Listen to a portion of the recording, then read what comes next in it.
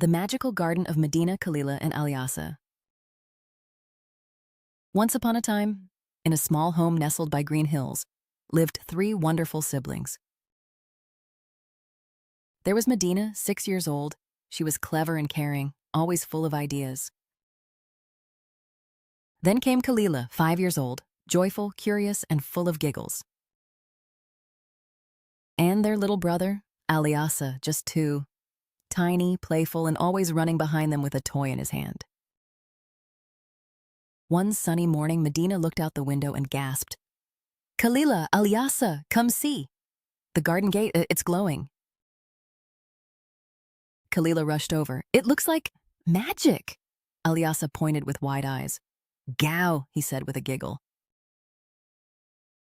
They tiptoed outside, and above the garden gate, floating in the air, were shiny flower petals forming words, "Welcome, garden explorers." "Did Mommy write that?" Khalila asked. Medina shook her head. "Nope, Mommy doesn't have petal writing skills." She touched the gate, and suddenly, whoosh! A swirl of golden wind and honey-scented light flew around them. They were no longer in their backyard. They stood in a magical garden. Giant sunflowers danced like umbrellas in the breeze. Strawberries bounced up and down like soft balls. Butterflies sang sweet, tiny tunes.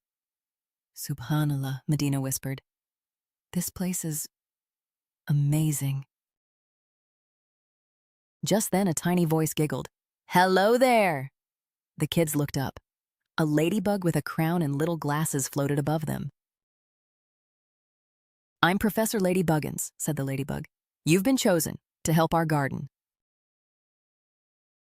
"The garden's golden bloom is missing, and only kind-hearted children like you can find it." Medina smiled.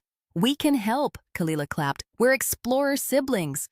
Alyasa lifted his toy truck and shouted, "Zoom, zoom!" So off they went, past jelly bean trees, over a rainbow bridge, through a whispering forest. In the wind, the trees whispered soft sounds. It felt like du'as. Medina listened and said, "They're telling us, only kind hearts can find the bloom." So the children made a plan. Be helpful, be gentle, be kind. They helped a turtle find her lost glasses. They gave cookies to a grumpy hedgehog and made a leaf bed for a tired butterfly. Finally, they reached the top of a soft hill. There it was, a glowing flower. But it looked a little sad. It was the golden bloom, but it wouldn't open. A gentle voice whispered, "Only a kind deed can make me bloom again." Khalila thought for a moment. Then she untied her favorite pink ribbon. She tied it around the flower gently. "You looked lonely," she said softly. "Now you have something pretty too." Suddenly, the flower glowed, the sky sparkled. The garden sang with light. Professor Lady Buggins appeared. "You did it," she cried. "The garden can bloom again." The light swirled again, and just like that, the kids were back in their own backyard. Khalila blinked. "Was that real?" Alyasa laughed and said, "Fwawa!"